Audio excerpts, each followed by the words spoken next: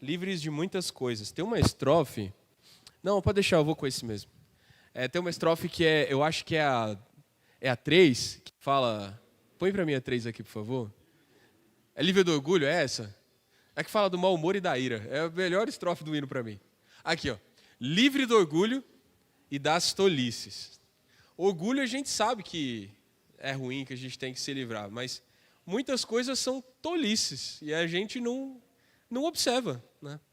Certos comportamentos são infantis, certas maneiras de responder, falta de comprometimento, às vezes ser rígido demais, é tolice.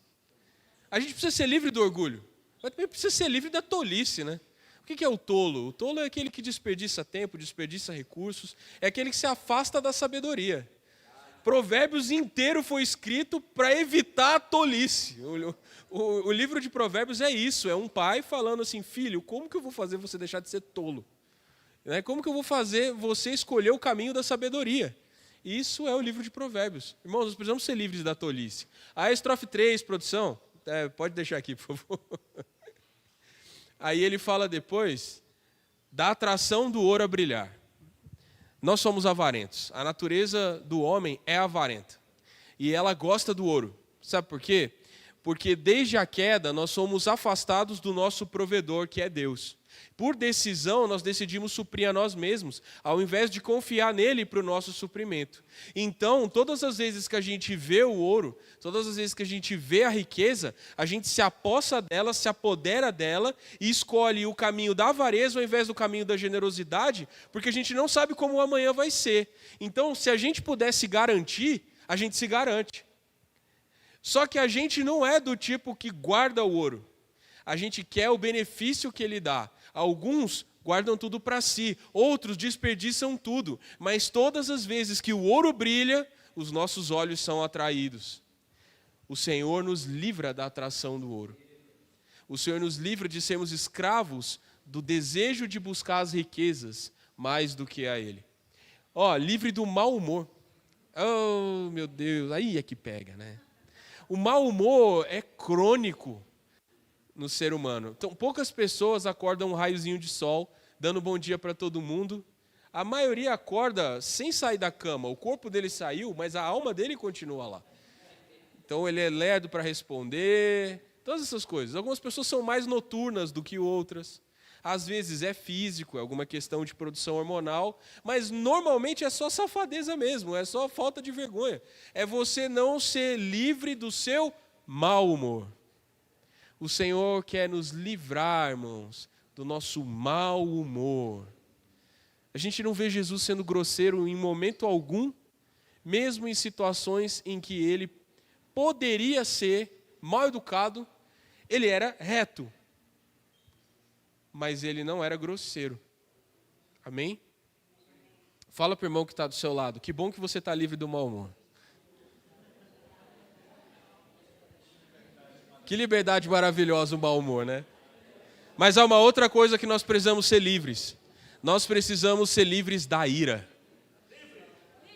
Nós precisamos ser livres da ira. Que ira é essa?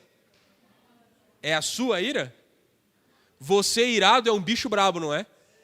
Eu conheço umas pessoas que são muito calmas e sensatas. Até a página 2. O cara tem um limite. Alguns limites são bem amplos, eu admito. Eu estava falando com uma pessoa essa semana que o limite do cara é quase, ele é um estoico, ele é uma pessoa absolutamente plena e serena. Até que você chegue no 99%. Porque a centésima fração é o caos na terra. Quanto mais a pessoa se retém, na hora que explode é o fim. Mas se você tem medo da sua ira, lembra que nós somos criados à imagem e semelhança de Deus. E que se nós nos iramos, é muito provável que Deus tenha também nele algum tipo perfeito e sem pecado de ira. E se a nossa ira é terrível, a ira de Deus é plena, é completamente inigualável diante de qualquer ira que a gente possa produzir. Sabe um pincher? Já viu um pincher? O pincher é um cachorro que é ira e tremedeira, né? Você chega perto dele, é você. Você é um pincher. Agora imagina, sei lá, o maior cachorro que você pode imaginar, aqueles mastins russos que são inacreditavelmente grandes. Eles não ficam latindo que nem um pincher. Mas na hora que ele decidir se irá, é o fim do mundo. Não, essa comparação não é justa. Porque Deus é infinitamente maior do que qualquer coisa que a gente puder comparar. A ira de Deus estava sobre nós até que Jesus se colocou no meio e recebeu nele a ira que era nossa. Essa mesa que nós celebramos aqui é um louvor, é uma memória do fato de que Jesus pulou na frente quando o Pai foi derramar a sua ira. Ele recebeu nele o castigo que era nosso. A graça que nós desfrutamos é a graça de não estar mais debaixo de ira. Eu vou terminar por aqui, porque a produção aparentemente não quer que eu continue compartilhando sobre o hino. Estrofe 3. Que liberdade. Amém? Nós estamos livres de todas essas coisas. Muito obrigado, produção. Vocês são maravilhosos. Eles estão resolvendo tantas coisas lá, gente, se vocês soubessem. A igreja no Guará é uma igreja muito curiosa. Ela é uma igreja pequena, mas com necessidades de igreja grande. E que atende muitos serviços ao mesmo tempo. E todas as coisas da igreja no Guará vocês não estão vendo, porque há muitas coisas acontecendo agora. Há uma igreja no Guará que se reúne virtualmente. Mande um amém para os nossos irmãos. Amém. Como é que tá? Qual câmera que está? Essa aqui? Manda um amém para os nossos irmãos que estão nos assistindo aí à distância. Eles são parte dessa igreja, eles estão desfrutando da palavra conosco. Né? E a igreja precisa manter essa estrutura. Tem também 2 salas lotadas de crianças e adolescentes que estão agora aprendendo sobre o Senhor. E a gente não está vendo, mas eles estão lá sendo cuidados pelos irmãos, com muito carinho e com muita palavra, que é o que pode levar todo homem e toda mulher perfeitos em Cristo. Então vamos louvar o Senhor por essas pessoas. Hoje, nós estamos aqui para encerrar o nosso ciclo de exposições em Apocalipse capítulo 2 e 3, a respeito das 7 cartas que Jesus revelou para João, né, as condições de 7 igrejas, e ele escreveu 7 cartas aos anjos dessas igrejas. Anjos são aquelas pessoas que de alguma forma brilham num contexto de escuridão e que estão à frente das igrejas, né? Como a gente interpreta isso. Esses são os anjos das igrejas. Nós sempre fizemos diferentes abordagens dessa palavra, porque as palavras de Apocalipse são especialmente ricas, dado a forma simbólica com que elas são apresentadas, forma poética e simbólica. João usou de muitas figuras para poder se comunicar com os irmãos para quem ele estava escrevendo, porque João estava em Patmos, João estava preso, então havia uma censura do Império Romano sobre o que entrava e saía de carta, de comunicação dele. Muitas das cartas de Paulo foram escritas enquanto ele estava na prisão. E você vê que nas cartas de Paulo ele praticamente não menciona o sistema penal romano. Por quê? Caso ele fizesse isso, é bem provável que essas cartas se extraviassem, porque o censor ia... Se aconteceu isso no Brasil, durante um governo de ditadura, o que não aconteceria no governo romano, que tinha muito mais poder, certo? João escreveu com muitos símbolos para os irmãos, com muitas figuras para os irmãos. E sabe o que é curioso? A gente precisa ser humilde de admitir que muitos desses símbolos a gente não sabe completamente o significado. Embora tudo esteja na palavra, tudo esteja na Bíblia, e o Senhor tenha dado para nós tudo o que é necessário para a gente entender a mensagem, algumas coisas a gente precisa cavar mais fundo para encontrar. Amém? Hoje nós estamos encerrando e falando das 2 últimas igrejas, das 2 últimas cartas, que estão do versículo 7, que é a carta à Filadélfia, e o versículo 14, a carta à igreja em Laodiceia. São 2 igrejas muito conhecidas e que a gente gosta de entender que elas são igrejas do tempo presente. Mas o Senhor nos levou a ficar mais profundos e introspectivos nas últimas palavras, que a gente entendeu que, como era uma mensagem para o anjo da igreja, essa mensagem é para nós, para as pessoas. E a gente, às vezes, sempre pensa na coletividade, né? Uma coletividade igreja em Filadélfia, uma coletividade igreja em Laodiceia, uma coletividade Tiatira. Mas o Senhor quer tratar com a individualidade nossa, porque a nossa igreja em coletivo é resultado da nossa igreja individual. A nossa comunhão com Deus afeta profundamente a maneira como a nossa igreja se comporta. E os irmãos são reflexos de quem nós somos. Então, às vezes, a gente quer corrigir problemas na coletividade que tem sua fonte na individualidade. E a gente se incomoda muito mais com aquilo que a gente mesmo é. Já percebeu que a gente sempre reclama mais dos defeitos dos outros que espelham os nossos próprios defeitos? Porque a gente se incomoda com quem a gente é. E quando a gente olha para os irmãos, a gente vê neles fraquezas e deficiências que nós também temos. Então a gente se incomoda muito. O que o Senhor quer fazer é falar uma palavra para nós essa manhã. Amém? Nesse estudo eu consegui perceber que Filadélfia e Laodiceia são cartas espelhadas.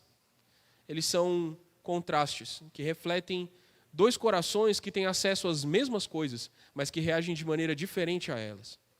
Amém? O versículo 7 começa assim: ao anjo da igreja em Filadélfia escreva: estas coisas diz o santo, o verdadeiro, aquele que tem a chave de Davi, que abre e ninguém fechará, e que fecha e ninguém abrirá. Quando o Senhor apareceu para João no capítulo 1, ele se mostrou de uma maneira simbólica com muitas características. E quando ele se dirigia às igrejas, ele falava para elas, ele se apresentava para elas como aquele que podia resolver o problema daquela igreja. Qual identidade de Cristo ele tinha? Era uma resposta à condição daquela igreja. E aqui ele fala de que ele é o santo, ele é o único, ele é diferente de tudo o que existe e ele não pode ser comparado com ninguém. Não há nada que pode ocupar a posição que Jesus tem. E quando ele se apresenta para a igreja em Filadélfia, ele diz: eu sou santo, eu sou único. Não há nada nem ninguém que possa ocupar o meu lugar e o meu espaço, que possa fazer a minha função. Irmãos, isso precisa ser muito claro para nós. O nosso Senhor é único. O nosso Senhor é santo. E ele continua falando, ele é verdadeiro. Ele é verdadeiro. Se há alguma coisa que é verdade, que é verdadeiro, é o nosso Senhor. Com o que nós devemos comparar todas as verdades que nós acreditamos, todas as verdades que nós pregamos e propagamos? Com o Senhor. Se ela reflete de alguma forma quem Deus é, então nós devemos pregar. Mas se ela diverge do que o Senhor é, nós devemos rejeitar. O Senhor é a verdade. Se algo que nós dizemos ou fazemos não pode ser encontrado nele, não reflete a natureza dele, nós devemos rejeitar. Isso pode nos deixar com bem poucas coisas, não é? Porque o mundo é naturalmente falso. Nós somos inclinados até a mentiras sociais, do tipo que se você não falar, você fica mal com a galera. Quando eu te pergunto, você está bem e você não está, você responde, tudo bem. Por quê? Você não quer contar para a pessoa a sua história triste. E aí, você está bem? Você fala, tá, de boa, vamos embora. Se você não está, isso é uma mentira social, do tipo que você conta para não se complicar com as pessoas. Mas deixa eu te perguntar, se você perguntasse ao Senhor, você está bem, e ele estivesse irado, como ele responderia? Eu estou irado. O Senhor é santo, e o Senhor é verdadeiro. Se nós queremos conhecê-lo, precisamos entender que no Senhor não existe mentira, não existe falsidade, não existe traição, não existe enganação. O nosso Senhor é puro, é reto, é verdadeiro e é santo, porque Ele é o único que tem tudo isso em perfeição. Ele continua falando, aquele que tem a chave de Davi. Essa expressão, a chave de Davi, só aparece em 2 lugares na Bíblia. Ela só aparece aqui e em Isaías capítulo 22. E a história de Isaías capítulo 22 é uma história um pouco obscura. Mas por conta do Senhor ter escolhido essa expressão, a gente deve procurar. Isaías capítulo 22, eu vou marcar aqui, porque depois eu fico com dificuldade de achar. A Bíblia Nova tem um preço, né? A gente não acha as coisas. Isaías 22, isso. Os irmãos podem depois ler, vai estar em 2 Reis também, 2 Reis capítulo 18, se não me engano. Vai contar a história do rei Ezequias e desses 2 personagens mencionados aqui. Os irmãos podem ler para se inteirar. É uma história interessante, mas o cerne dela está aqui. O profeta Isaías, do versículo 15 ao versículo 25 do capítulo 22, ele fala com um homem chamado Eliaquim. E Eliaquim era um mordomo do rei Ezequias. O que é um mordomo? Ele é um intendente. O que é o mordomo? O mordomo é quem administra as riquezas, não é? A gente fala muito disso, de nós sermos mordomos das riquezas do Senhor. Mas aqui, ele era um homem que tinha acesso ao cofre, ao tesouro, de um dos reis mais poderosos da história de Judá. Então não era pouca coisa. Ele tinha acesso à dispensa do rei. Mas ele não estava só. Tinha um outro chamado Sebna, que vocês vão ver lá em 2 Reis. E o Sebna era um homem orgulhoso. Provavelmente da sua posição de mordomo do rei. Já que ele tinha acesso à riqueza do rei, o que ele era? Orgulhoso. Certo? Homens orgulhosos são facilmente subornáveis. Subornáveis por riquezas, subornáveis por elogios. O Senhor destituiu Sebna. Por meio do profeta Isaías, ele falou assim, você não terá mais a chave de Davi. A chave de Davi será dada para Eliaquim. Olha o que o Senhor fala do Sebna, o orgulhoso. Você, no versículo 18, você é a vergonha da casa do seu Senhor. Eu vou removê-lo do seu ofício e você será derrubado da sua posição. Mas olha o que ele fala para Eliaquim. Naquele dia chamarei o meu servo Eliaquim, filho de Hilquias. Eu o vestirei com a túnica que você usava, irei cingi-lo com a faixa que era sua e lhe entregarei nas mãos o poder que você tinha. Ele será como um pai para os moradores de Jerusalém e para a casa de Judá. Ele não era o rei, mas ele seria como um pai para aqueles que o rei governava. O que é um pai? É um protetor? É um provedor? É um aconselhador? Ele não era rico, mas ele administrava as riquezas do rei com uma responsabilidade que fazia as pessoas olharem para ele como quem olha para um pai. Porei sobre o ombro dele a chave da casa de Davi. Ele abrirá e ninguém fechará. Fechará e ninguém abrirá.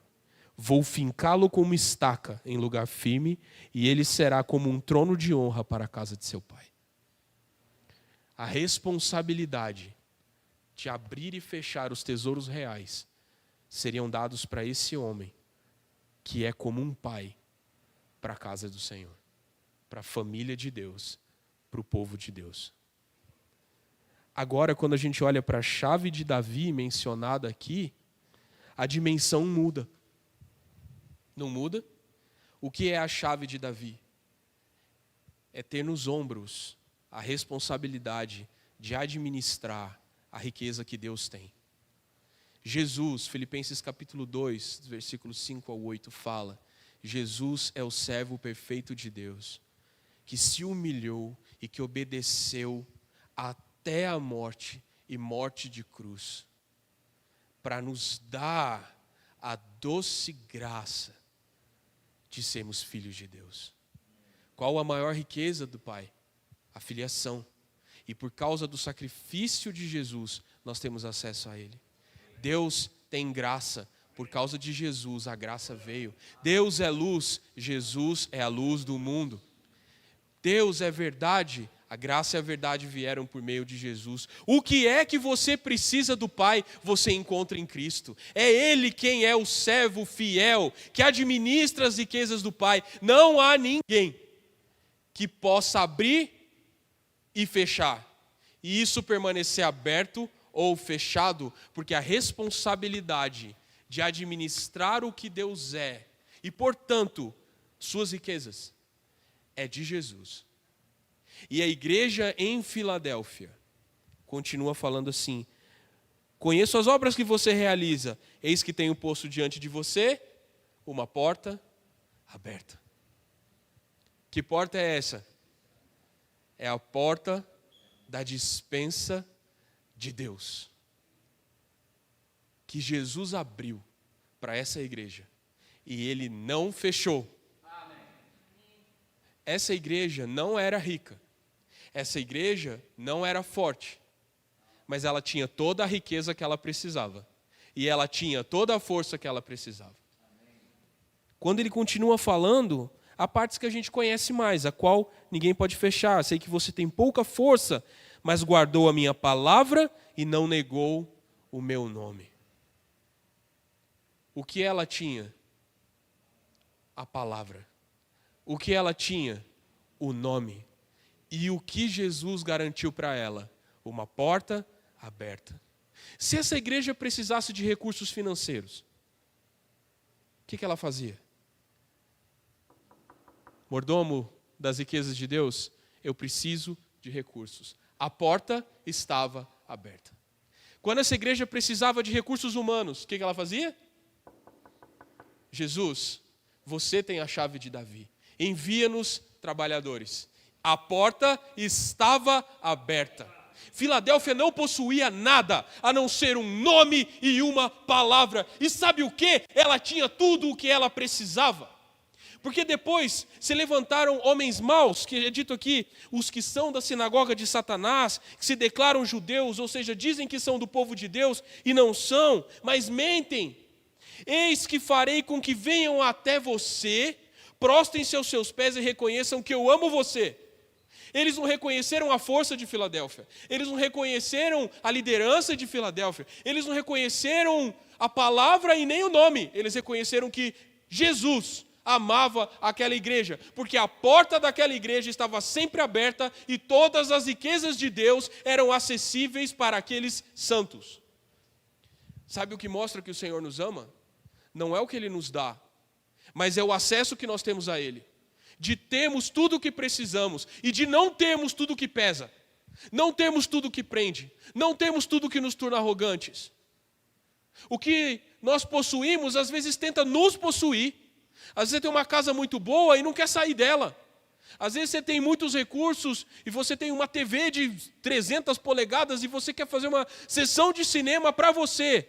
E você deixa de ir no evangelismo ou deixa de ir às reuniões porque você vai jogar o seu videogame mais hypado da moda com o jogo que acabou de lançar, tudo bugado. E você vai perder o seu tempo naquilo, porque é o seu recurso, é o que você tem. Não, aquilo tem você. Se você não é capaz de doar, se você não é capaz de dividir, se você não é capaz de abandonar, não é você que tem aquilo, é aquilo que tem você.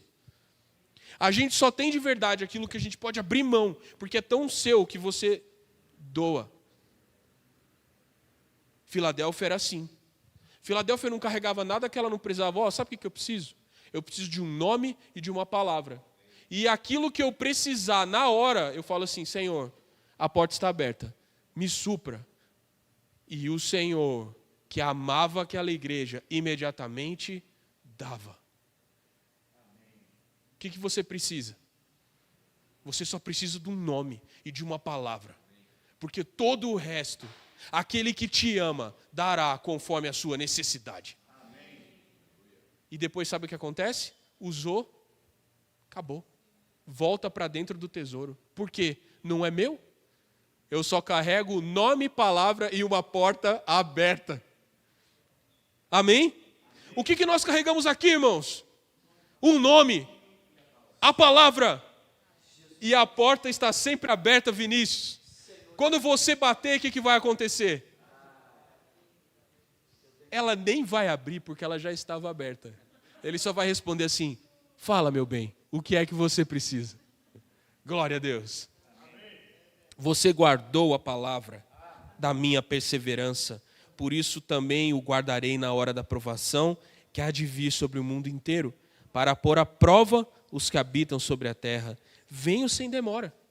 Conserva o que você tem, para que ninguém tome a sua coroa. Sabe como é fácil conservar? Tendo pouco. Se você tiver muito, é difícil conservar. Não é isso que o Senhor fala? Onde é que você bota os seus tesouros?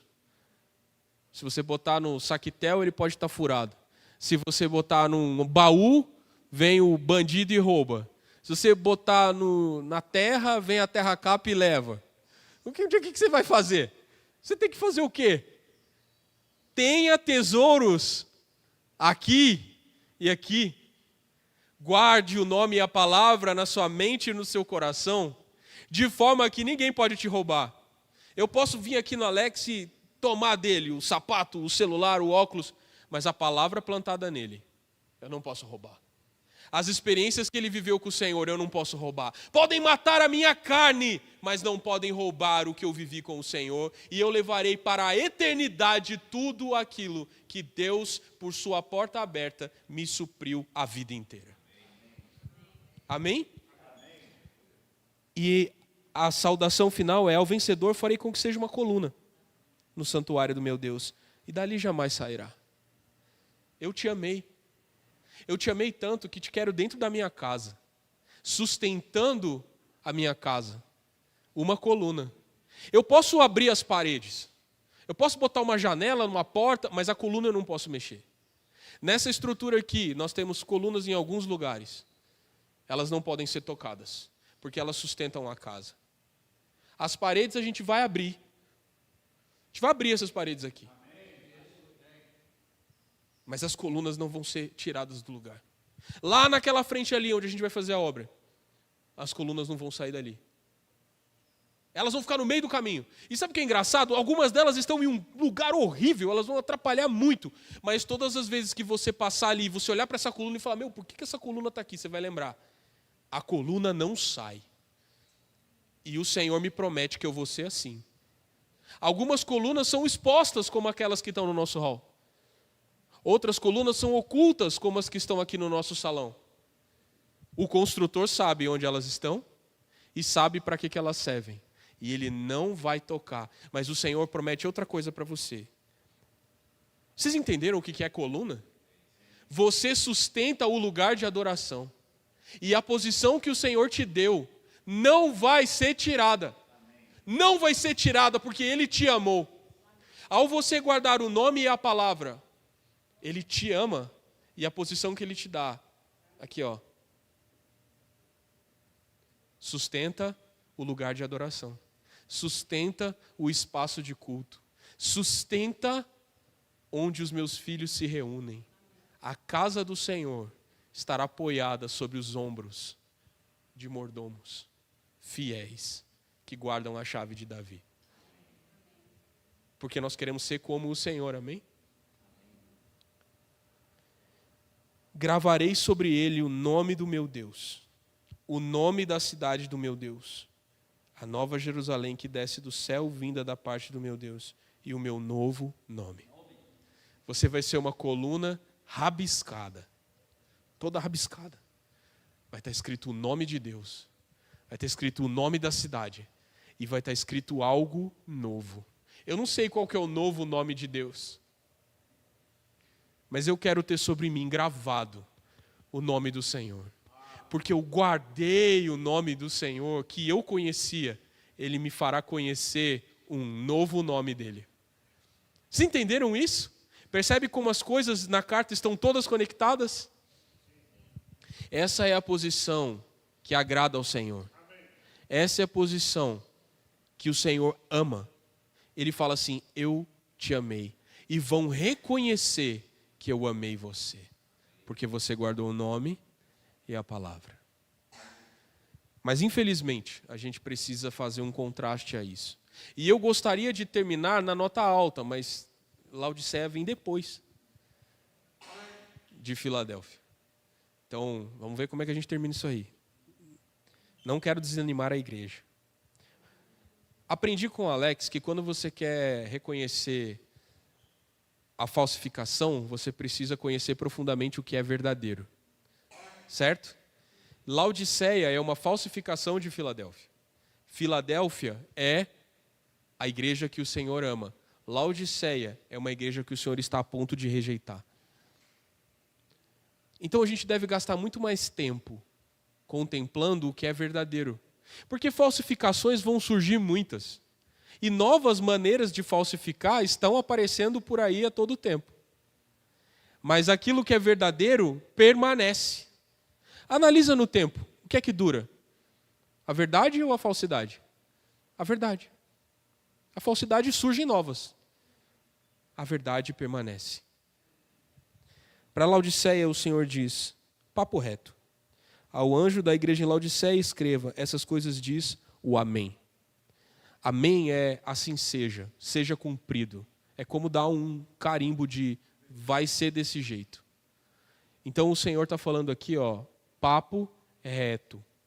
Vai acontecer. Certo? O papo de homem não faz curva? Então, o Senhor está falando isso. O Amém. A testemunha fiel e verdadeira. Outra vez ele se coloca na posição de ser verdadeiro. Mas aqui ele se apresenta como uma testemunha. Aqui é um tribunal. Laodiceia está sendo julgada. Ele está dizendo assim, vai acontecer, eu vi, eu testemunhei, e eu sou fiel e verdadeiro naquilo que julgo. Dura coisa, irmãos, é ter o Senhor testemunhando contra nós. Amém? Mas também é muito bom ter o Senhor como nosso advogado. Nessa história, o Senhor pode estar a nosso favor, ou Ele pode estar contra nós, diante do Pai. Como que o Senhor ficaria contra você? Conheço as obras que você realiza. Não é uma questão de obras. Laodiceia era uma igreja que tinha obras e que elas eram conhecidas por Deus. Assim como Filadélfia era uma igreja que tinha obras e que eram conhecidas por Deus. Diz, vamos remover isso. Não é bem o que você faz. Embora o que a gente faça seja consequência daquilo que a gente é e daquilo que a gente crê, não é no campo das obras que o Senhor está julgando Filadélfia. E nem no campo das obras que o Senhor está julgando Laodiceia. Ele julga o coração. Você não é nem frio, nem quente. Quem dera você fosse frio ou quente. Assim, porque você é morno, e não é quente nem frio, estou a ponto de vomitá-lo da minha boca. O caminho do meio, né? Eu não estou perto demais da igreja para os irmãos virem me perguntar por que eu não estou indo. E eu não estou longe o suficiente para ser esquecido. Eu estou ali, no meio. Eu estou parcialmente comprometido com a atividade do Senhor. Eu estou parcialmente vivendo em santidade. Eu parcialmente amo Jesus. Eu não sei o que é que você é em parte, porque nós não somos perfeitos. E lá em 1 Coríntios o Senhor fala que nós vamos ser aniquilados, porque aquilo que é em parte será aniquilado para vir o que é perfeito. E ele fala também, antes eu era criança, eu pensava como criança, agora que eu sou homem feito, eu penso como um homem feito. Uma das coisas que faz o Senhor ser testemunha contra você é a infantilidade de você não ser e nem deixar de ser. Você fica ali, boleando. É boleando que fala? Você fica assim, bamboleando. Sabe? Fazendo aqui um. Você sabe muito mais que eu. Já jogou capoeira que eu sei. é uma posição muito delicada. E morno é bom. Coisa muito quente queima, agride. Coisa muito fria dá dor de cabeça. A gente quer uma temperatura agradável. Todo mundo deseja o lugar de conforto. O Senhor não. O Senhor prefere pessoas transparentes, pessoas honestas. Não é muito o que você diz, mas é da onde vem. O Senhor prefere que você seja honesto com Ele. Lembra da história de Jó? Jó foi extremamente honesto com Deus e falou altas bobagens. Acusou Deus. Você não sabe como é que é ser homem. Você não está no meu sapato. Você não sabe como é que é. Agora Deus não rejeitou Jó. Agora os amigos de Jó falaram muitas verdades sobre Deus. E Deus os rejeitou. A diferença é para onde eles estavam olhando. Jó olhava para o Senhor enquanto ele falava. Ele falava com o Senhor. E os amigos falavam com Jó. Eles queriam convencer Jó. No final, o Senhor rejeita aqueles que fazem as coisas para os outros. Aqueles que fazem as coisas para convencer os outros, para aparecer para os outros. E Ele acolhe aqueles que, mesmo brutos, olham para Ele e esperam dele uma resposta. Senhor, eu estou em aflição. E eu não vou pedir para ninguém me explicar. Eu quero que o Senhor fale comigo. Há algo no meu coração, trata com Ele. E você se apresenta diante de Deus. A porta para isso está aberta. Mas para os falsos não há espaço. Assim você é morno, eu vou te vomitar. Meu Deus. Você diz, sou rico, estou bem de vida, não preciso de nada, mas você não sabe que é infeliz. Sim, miserável, pobre, cego e nu. Filadélfia nada possuía. No entanto, tudo que ela precisava, ela obtinha com aquele que tinha a chave de Davi. Laodiceia, pelo contrário, é a fonte da sua própria riqueza. Ela diz, eu tenho, eu sou. E o Senhor olha para ela e diz, não tem, não é. Você precisa sim. Você é miserável, pobre, cego e nu. A justiça do homem, a sabedoria do homem, a glória do homem, a riqueza do homem, nada é diante de Deus. E quando a gente diz que possui, ou que é, Ele olha para nós do céu e diz, não é. Não é a nossa graça que basta para nos salvar. Não é a nossa justiça que basta para nos justificar. Não é a nossa estratégia que basta para acolher pessoas. Não é o nosso conhecimento que basta para que a adoração aconteça. Nós entramos aqui dizendo, Senhor, eu sei muito, mas você sabe muito mais. Me usa em humildade e aquilo que eu precisar, me dá.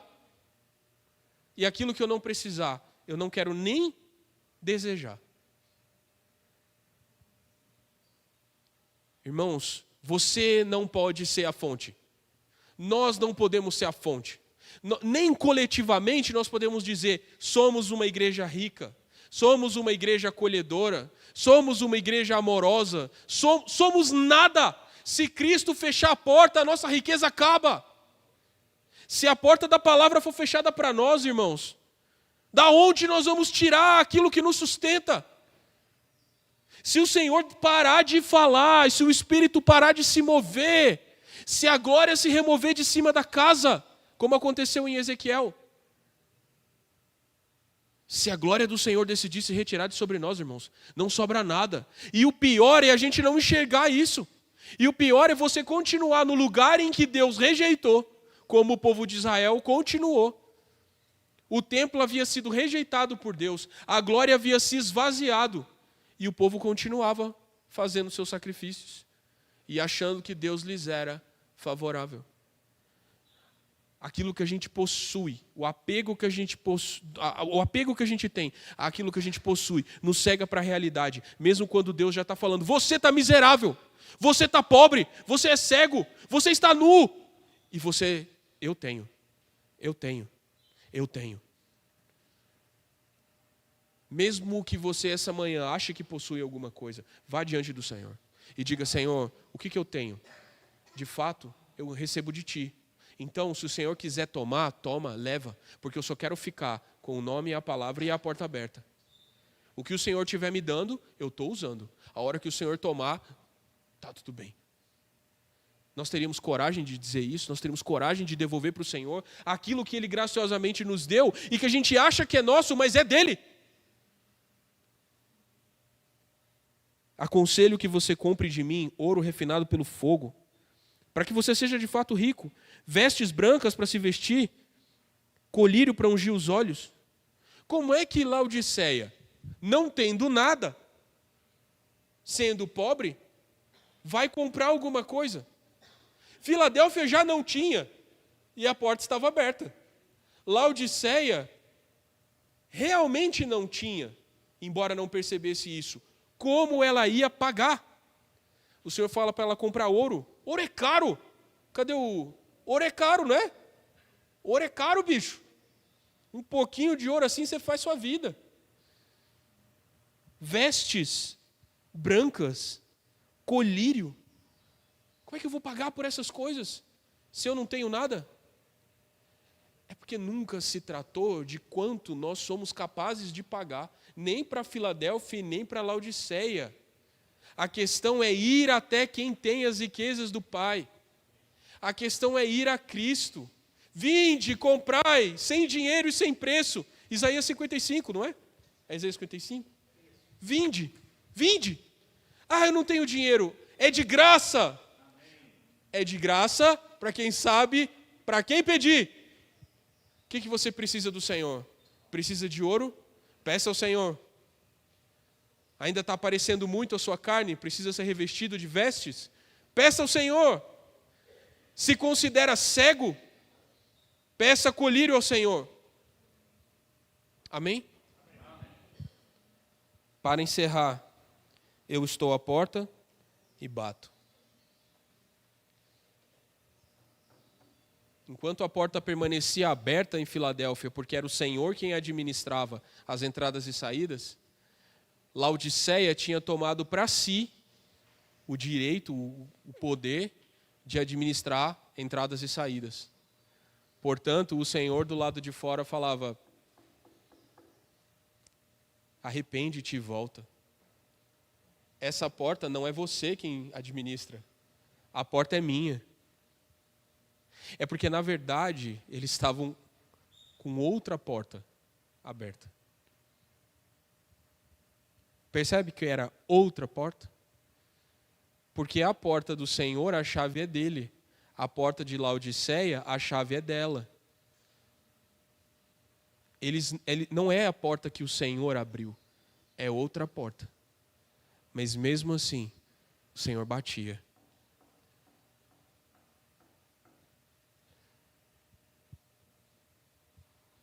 Se alguém ouvir a minha voz e abrir a porta, entrarei em sua casa, cearei com ele e ele comigo.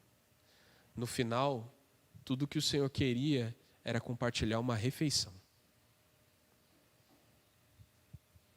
O que o Senhor quer conosco é compartilhar conosco uma refeição. Ele quer entrar na nossa casa, cear conosco. E não se preocupe, o Senhor traz o que comer. Se você é miserável, pobre, cego e nu e nada tem a oferecer, abra a porta. Aquele que tem a chave de Davi trará o suprimento. Você entra com a casa, você entra com a mesa, ele entra com a refeição. É bom ser convidado para um churrasco em que tudo que você tem que fazer é entrar com a casa e com os espetos. Frequentemente isso não acontece comigo.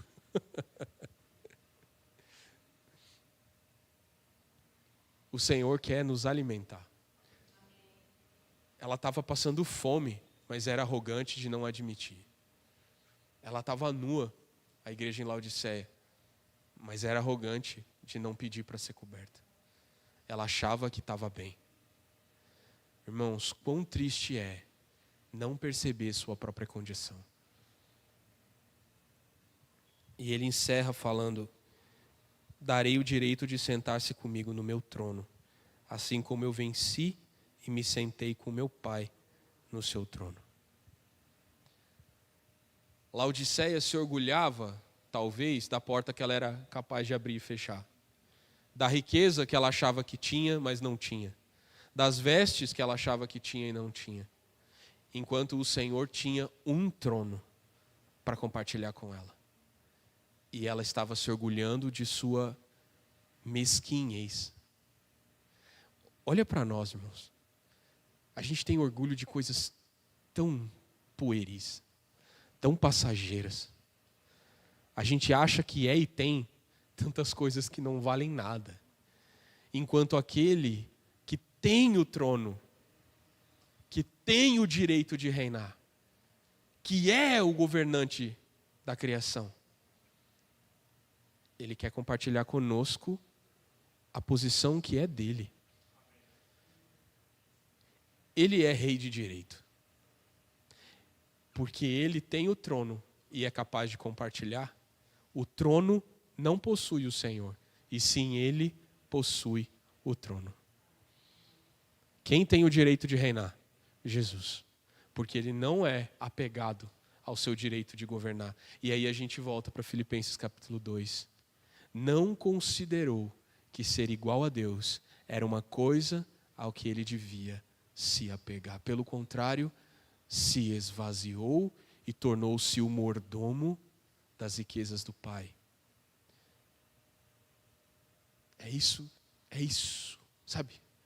É isso que torna Jesus tão superior a todo o resto. E é por isso que o nome dele vale a pena ser guardado com tanta paixão, ser defendido com tanta fúria, se necessário. É por isso que a palavra dele tem tanto valor e que a gente deve guardar. Guardar a palavra. Porque ele é o servo da casa de Deus. Ele tem todo o direito e por causa disso o Pai o fez Senhor e Cristo. Lhe deu o nome que está acima de todo nome. Nada pôde reter o Senhor. Nada pôde grudar o Senhor no chão. Então ele foi reinar sobre todos. Filadélfia e Laodiceia se definem em como elas entendem a fonte daquilo que elas são e têm. Aqueles que atribuem a Cristo, aqueles que olham para Cristo, aqueles que amam a Cristo, aqueles que guardam a palavra de Cristo, eles têm tudo o que eles precisam. E eles não são agarrados pelas armadilhas da posse, do orgulho. Mas aqueles que olham para si, que desejam controlar as portas de entrada e saída, esses estão a ponto de ser vomitados pelo Senhor. Ainda assim, ele diz: arrepende-te e volta. Estou à porta e bato. Vem cear comigo. E então nós sentaremos juntos no trono. Amém.